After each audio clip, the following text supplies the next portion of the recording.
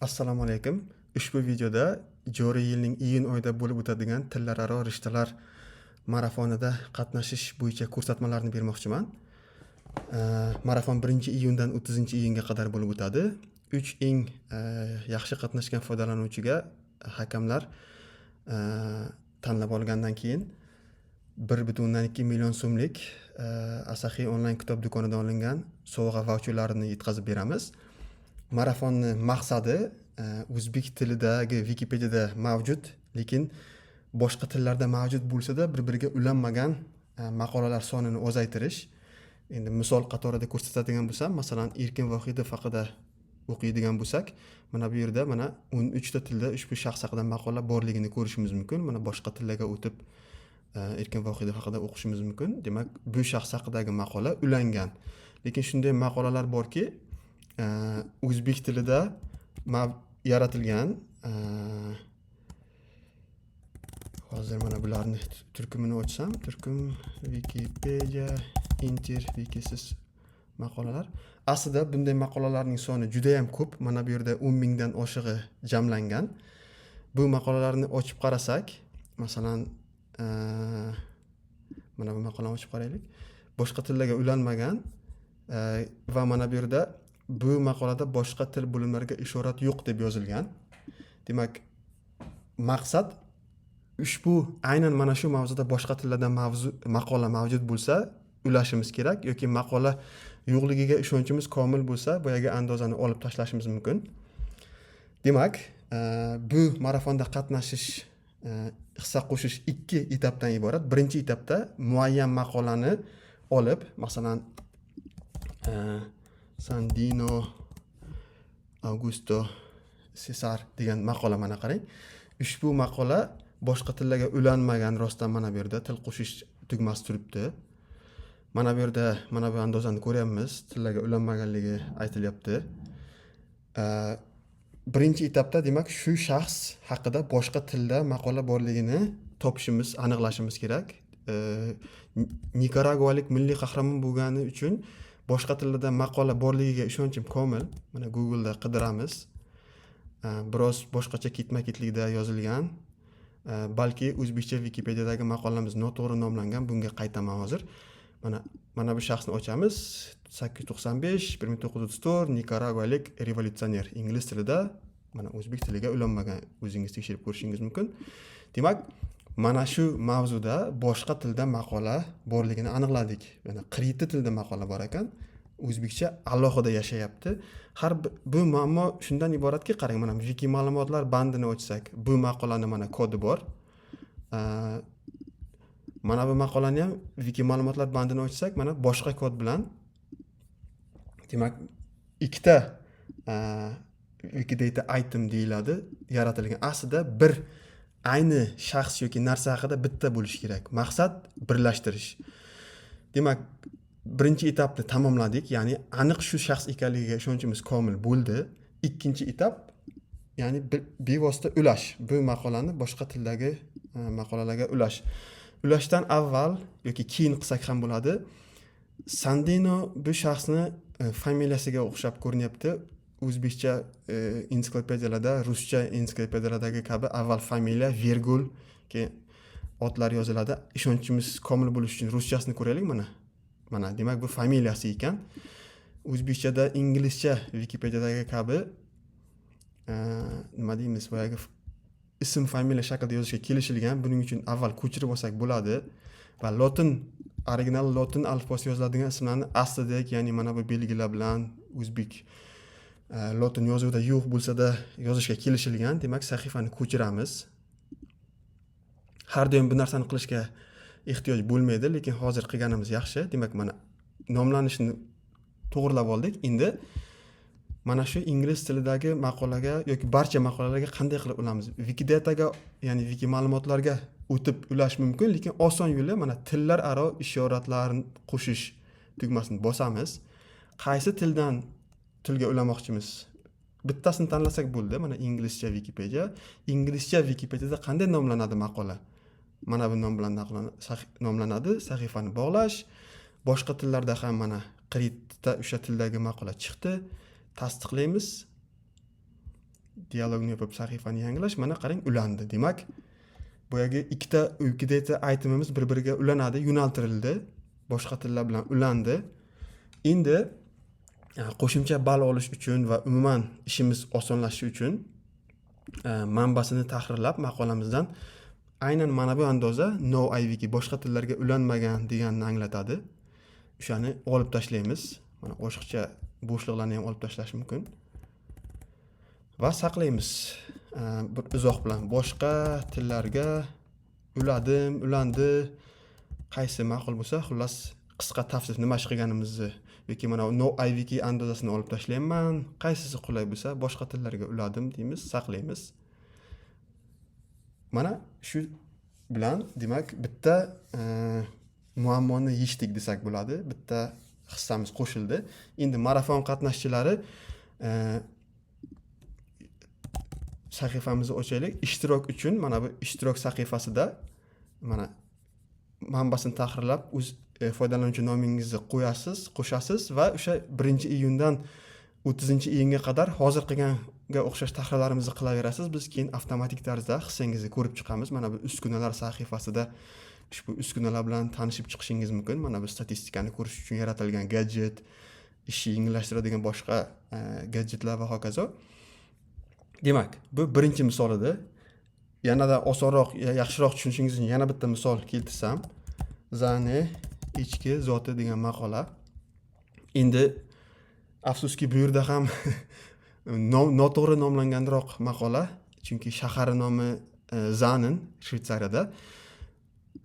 Mayli, hozir unga yana qaytamiz. Demak, birinchi Zane ichki zoti Shvetsariyaning Zane daryosi deb. Demak, Shvetsariyada Zane degan yoki shunday daryo bor o'xshaydi ekan. Demak, Google'da qidiramiz.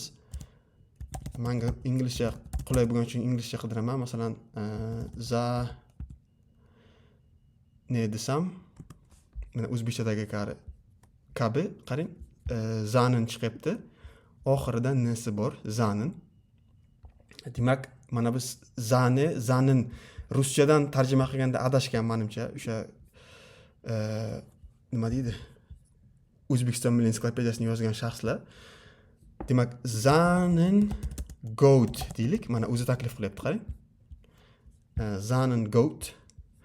Men ruschadan xato tarjima qilgan deganimga qaraganda Zanenskaya koza deganda mana bu nen buni tarkibida bo'lganini tushunmay qolgan bo'lishi mumkin. Xullas, Zanen goat bilan Zane ichki zoti ayni narsa.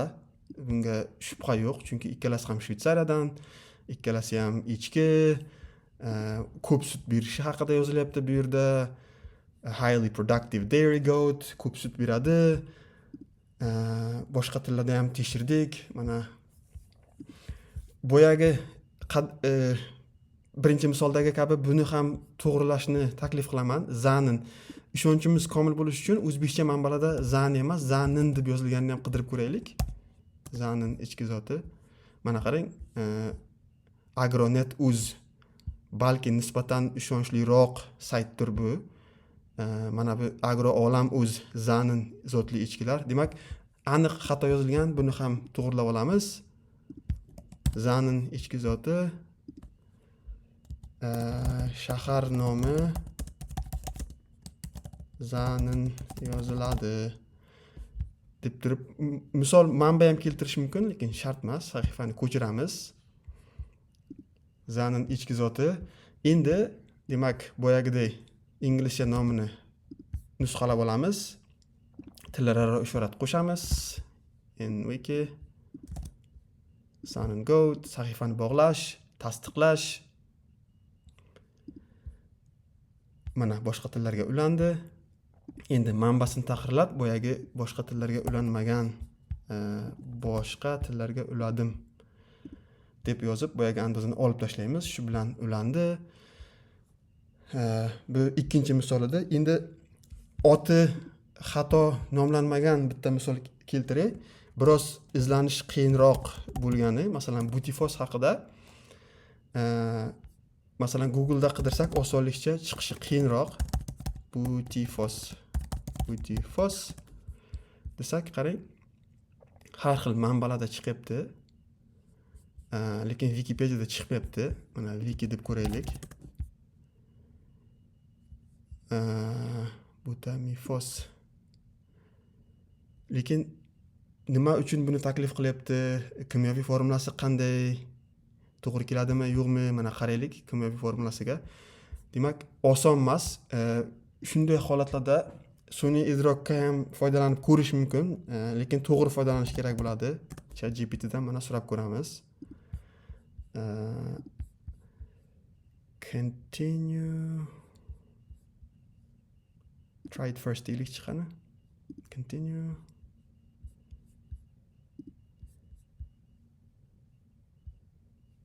Continuous Google deylikchi, hop.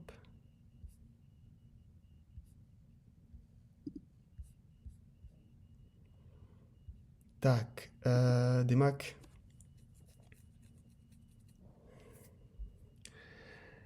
mana bunday qilib yozib ko'ramiz. There's an article on Butifos in the Uzbek Wikipedia. Text reproduced below deymiz. Nusxalab olamiz. Check whether there are articles corresponding articles on the same aynı mavzuda, on the same subject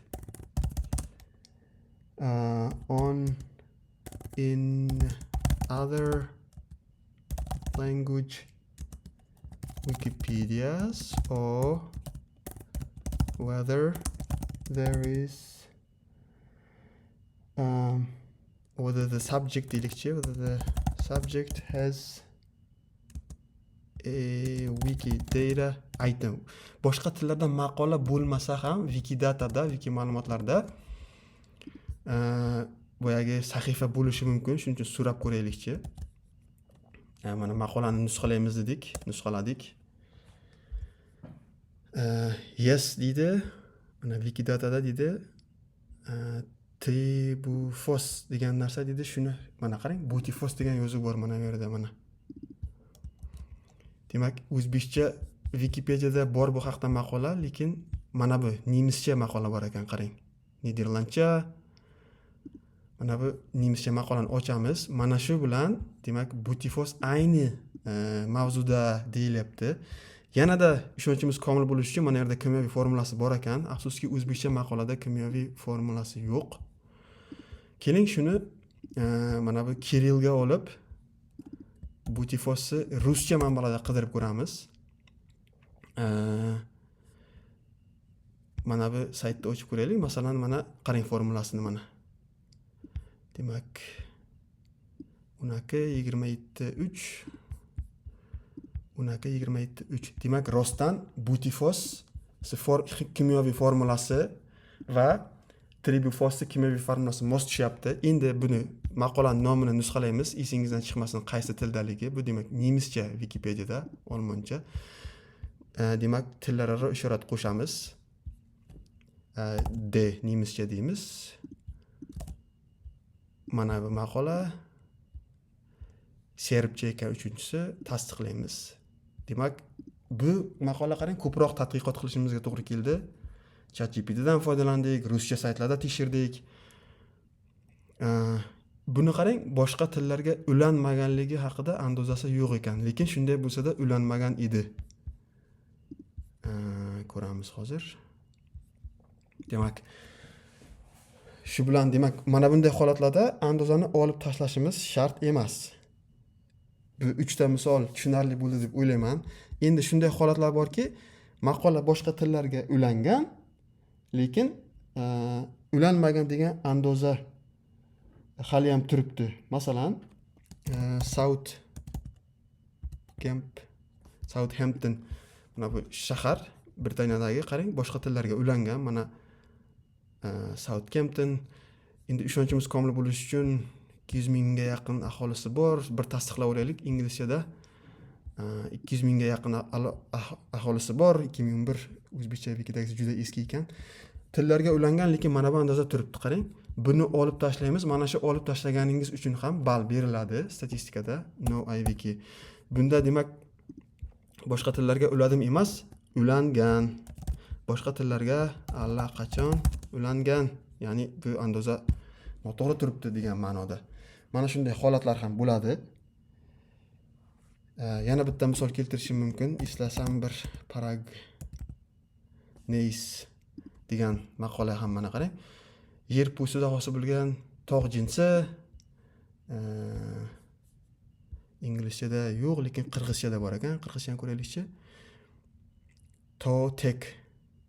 To'tek degani demak shu tog' jinsi degani bo'lsa kerak. Demak bu ulangan, lekin mana bu andoza turibdi. Qarang, No iWiki. Olib tashlaymiz. Qo'shiqcha mana bu space ham kerak emas, bu aytganimdek. Boshqa tillarga ulangan. Allaqachon ulangan. Demak, bu ham bir tahrir hisoblanadi, statistikaga kiritiladi. Mana sizga bir nechta misol keltirdim. Oxirida yana bir ikki misol keltirmoqchiman. Shunday holatlar bo'ladiki, juda yaqin kelasiz, lekin aniq bir mutaxassisdan maslahat olmasdan muhokamasiz ulash qiyinroq. O'shanday holatlarda muhokama qilishga chorlayman. Foydalanuvchilar bilan muhokama qilishni, masalan, munozara sahifalarida boshqa foydalanuvchilardan so'raysizmi? Ko'proq tadqiqot qilasizmi? Mana bu qarang, Paradisga olma. Lotincha nomi bor holatlar odatda oson bo'ladi. Masalan, oson topish mumkin. Nisbatan yoki masalan Wikidatani o'zida qidirib ko'raylik.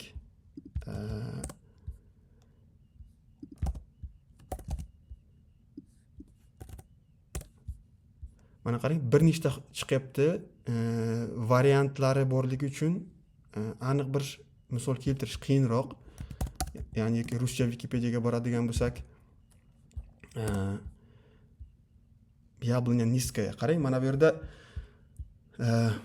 Malus pumila sinonimi Malus paradisica deyapti, lekin o'zbekchada Malus famila sinonim emas, varianti deyapti. Ya'ni aynan bir narsa haqidaligiga ishonchimiz komil bo'lishi qiyin. Bunday holatlarda mutaxassislardan, bu holatda masalan o'sha biologlar bo'ladimi, o'shalardan o'rganishni tavsiya qilaman. Ishonchim komil bo'lmagani uchun masalan buni ulamayman, chunki aniq bo'lsagina ishonchimiz komil, ayni bitta mavzuda ketyapti deb turib xulosa chiqara olmaganimizda ulamaganimiz ma'qul. Demak, video sizga foydasi tegadi deb umid qilaman. Boya aytib o'tganimdek, har qanday savollaringizni mana shu Tillararo rishtalar marafoni sahifasida javob topishingiz mumkin savollaringizga. Bundan tashqari savollaringiz davom etaversa, bu yerda savollaringizga javob topa olmasangiz, mana bu hakamlardan munozara sahifalarida demak savol berib so'rashingiz mumkin. Mana masalan Natayev foydalanuvchi sahifasini ochib, munozara sahifasida mavzu qo'shib shu savolingiz haqida masalan tillararo marafon bo'yicha savol deb turib, mana bu yerda savolingizni berishingiz mumkin. Men albatta javob beraman. Menimcha barcha aytilish kerak mavzuga to'xtaldim. Video biroz uzun bo'lgani uchun uzr so'rayman. Hammaga omad.